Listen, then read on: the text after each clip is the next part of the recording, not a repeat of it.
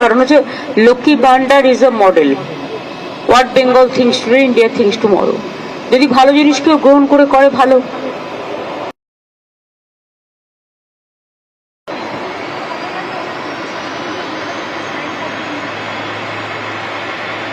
মানে সর্বদলীয় বৈঠক কোথায় হয়েছে? প্লিজ আপনি অন্য পার্টির সম্বন্ধে আমাকে জিজ্ঞেস করবেন না। অন্য কেউ, আপনি কোন পেপারে, কোন চ্যানেলে?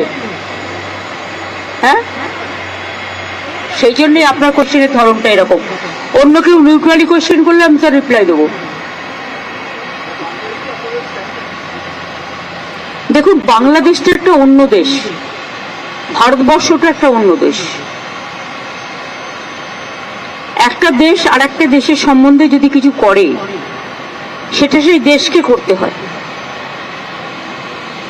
আমরা দুঃখিত, আমরা মর্মাহত। অনেক মানুষ আগেও মারা গেছে, এখনো অত্যাচারিত হচ্ছে।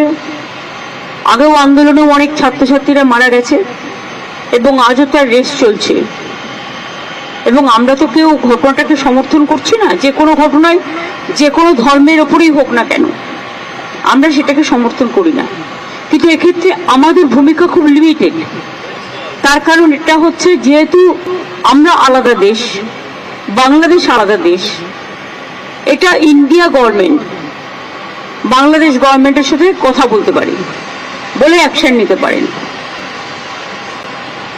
আমরা এটুকু বলতে পারি যে আমরা এক্সটার্নাল অ্যাফেয়ার্স পলিসির ব্যাপারে তৃণমূল কংগ্রেসের স্ট্যান্ড হচ্ছে যে যখনই গভর্নমেন্টে থাকুক না কেন, আমরা গভর্নমেন্টের স্ট্যান্ডটাকে সাপোর্ট করি।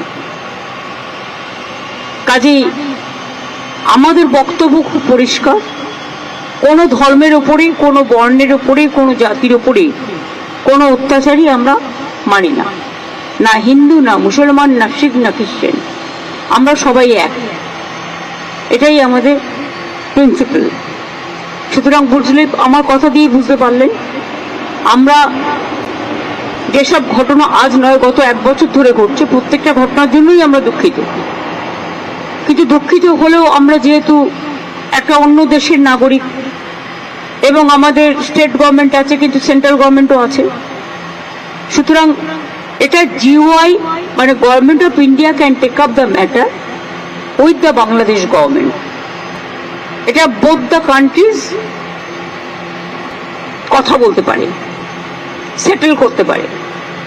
এক্ষেত্রে আমাদের তো কোনোভাবে ইনভলভ করা হয় না এবং আমরা জানিও না। তিস্তা ব্যাপারে চুক্তি হয়ে গেছিল, আপনারা জানেন, যে আমাদের জানানো হয়নি। কাজে আমাদের দিক থেকে আমরা বাংলাদেশকে ভালোবাসি, বাংলাদেশও আমাদের ইন্ডিয়াকে নিশ্চয়ই ভালোবাসে, বাংলাকেও ভালোবাসে। আমাদের ভাষা, সাহিত্য, পোশাক পরিচ্ছদ সবই এক।